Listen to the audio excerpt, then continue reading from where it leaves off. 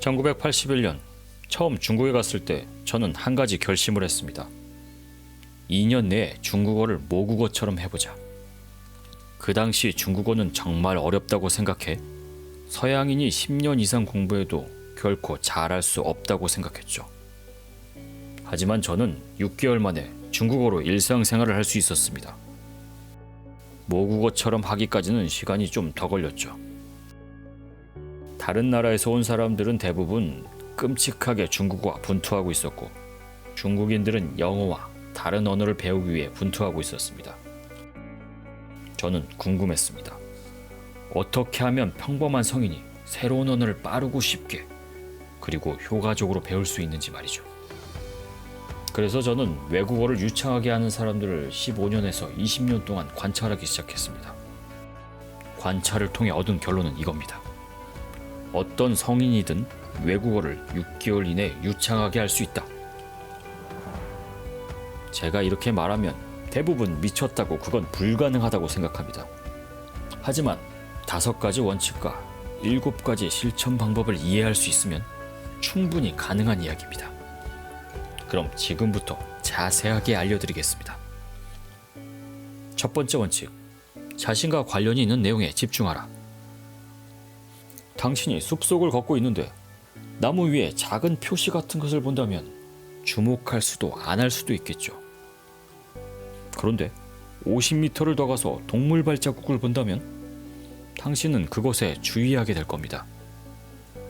이걸 아무렇지 않게 본다 할지라도 50m를 더 갔을 때 실제 곰을 본다면 이 시점에서 주의를 집중하겠죠. 여러분은 방금 나무 위에 작은 표시가 중요하다는 걸 배웠습니다. 그것은 곰과 연관성이 있죠. 생존과 관련된 정보는 어떤 정보든 간에 주목하게 될 것이고 기억하게 될 겁니다. 만약 그것이 개인적 목표와 연관이 있다면 역시 주목하게 될 확률이 높습니다. 즉, 연관이 있으면 기억하게 됩니다. 그러니 언어학습의 첫 번째 법칙은 자신과 관련이 있는 내용에 집중하는 겁니다. 두 번째 원칙, 외국어를 의사소통의 수단으로 사용하라. 언어학습의 두 번째 원칙은 여러분의 언어를 도구로 사용해 첫날부터 즉시 소통하는 겁니다. 몇 년 전 제 동료는 9개월 동안 야간학교에 다니며 중국어를 배웠지만 중국어 자판을 능숙하게 다루지는 못했죠. 그러던 어느 날 밤 위기가 찾아왔습니다. 48시간 안에 중국어로 된 훈련 교본을 전달해야만 했죠. 그 일을 맡고서야 그는 중국어 자판을 배웠습니다. 그것은 그의 삶에 관련이 있었고 의미가 있었기 때문입니다. 즉, 소통하기 위해 그녀는 자판이란 도구를 사용한 겁니다. 우리는 도구를 사용함으로써 도구를 이해하고 그것이 우리와 관련이 있을 때 가장 빠르게 배울 수 있습니다. 세 번째 원칙, 상대방의 의도를 파악하라. 처음 중국에 도착했을 때 저는 중국어를 한마디도 못했습니다. 둘째 주에 밤새 기차 안에 있었는데 8시간 동안 식사 칸에 앉아서 열차 경비원과 얘기를 나눴습니다. 우리는 밤새 중국어로 수다를 떨었죠.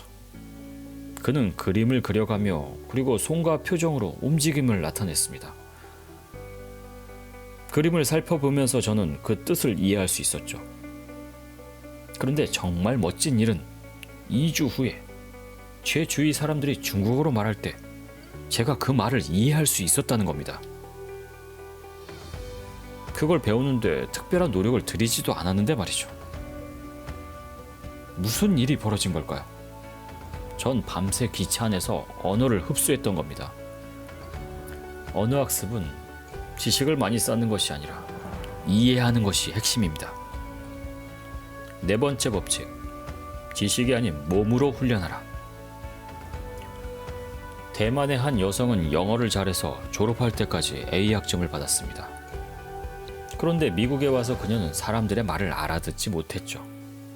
사람들은 물었습니다. 당신은 청각장애인인가요?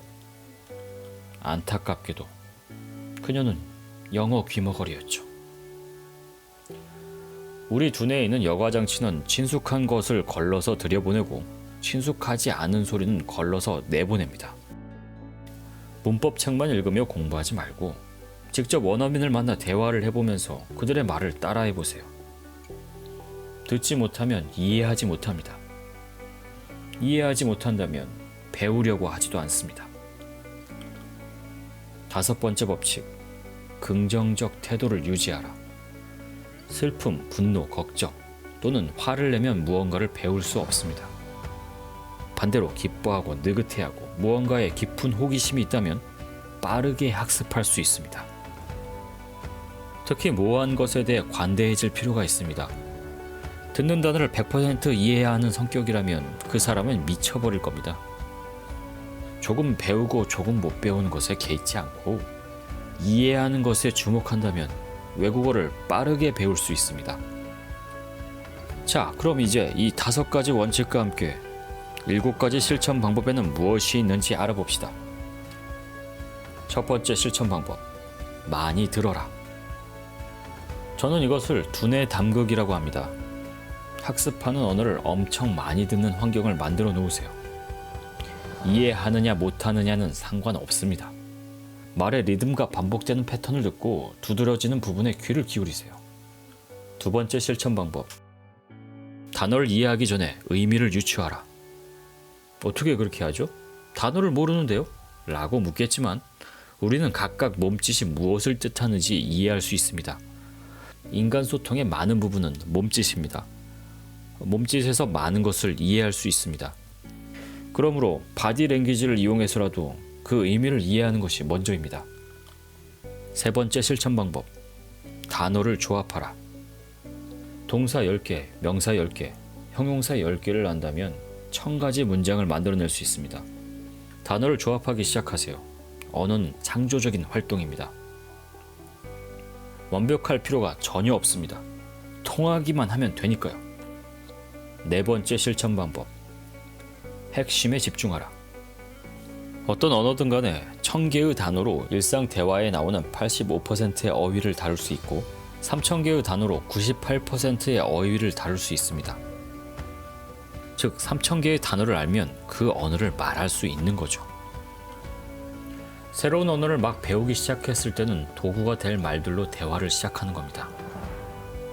첫째 주에는 이런 것들을 말하세요. 그건 무슨 뜻이죠? 잘 못 알아듣겠어요. 다시 한번 말씀해 주세요. 모든 표현을 배우려는 언어로 해보세요. 그 표현을 도구로 사용해서 자신에게 유용하게 만드는 거죠. 둘째 주에는 이런 것들을 말하세요. 단순한 대명사, 단순한 명사, 단순한 동사, 단순한 형용사. 나, 이것, 너, 저것, 주다, 덥다. 즉, 아기처럼 소통하는 겁니다. 셋째, 넷째 주까지는 이음말을 익히세요. 그리고, 하지만, 그러므로, 무엇일지라도. 이음말은 언어를 함께 묶어주고 좀 더 복잡한 의미를 나타내게 합니다. 그 시점이 말을 하는 시점입니다. 5번째 실천 방법, 외국어 부모 또는 멘토를 구하라. 아이들과 부모가 상호작용하는 것을 보면 이게 무슨 말인지 이해할 겁니다. 부모는 틀린 표현을 바로 고치지 않고 전달하는 의미의 이해에 집중하며 아이들이 아는 단어를 사용합니다. 당신이 틀렸더라도 당신의 말을 이해하려고 열심히 노력하는, 당신의 실수를 교정하려 들지 않는, 당신이 말한 것을 어떻게 이해했는지 피드백을 자세히 알려주는 그런 사람을 곁에 두세요. 6번째 실천 방법, 외국인의 얼굴 모양을 흉내내라. 근육을 올바로 움직여야 사람들이 이해할 수 있는 발음을 하게 됩니다.